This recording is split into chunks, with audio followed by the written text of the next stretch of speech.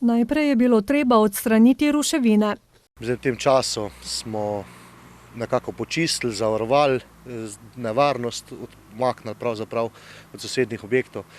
Zdaj pa se veselimo ali pa upamo, da bomo tudi to cerkev na nek način poskusili dograditi ali pa postaviti v tako obliko, da bi pasala. Domačini in duhovnik čutijo obvezo, da ohranijo ta več kot 300 let star objekt. Mi smo dejansko skrbniki teh objektov in to, kar smo dobili, cerkev bi radi ohranili še za naprej, pa bi tudi rad en pečat pustili in da bi iz te nesreče izpadli nekaj lepega, nekaj novega. Pa mogoče tudi tiste stvari, ki so bile v preteklosti zanemarjene ali pa slabo narejene, da bi zdaj pač popravili. Vse to konec koncev ni katastrofa, če se dajo stvari popraviti. Hvala Bogu, ni mrtvih. In jaz vedno rečem, če ni mrtvih, potem se vse še da.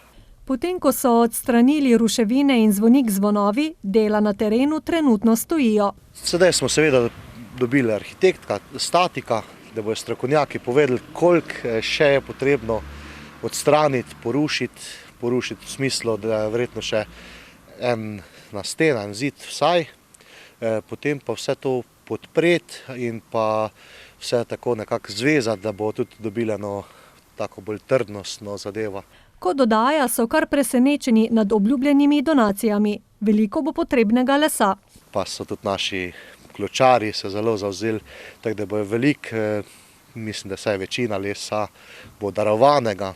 Zdaj smo naredili popis, da se vejo približne mere. Ta mojster je že pravzaprav še zdaj nič ni, pa je že za zvonik predpisal, koliko je potrebnega lesa. Sicer o natančni ceni obnove še ne morejo govoriti. Je pa za našo televizijo soupravitelj župnije Jože Špes že avgusta povedal, da gre po grobi oceni za več 100 000 evrov.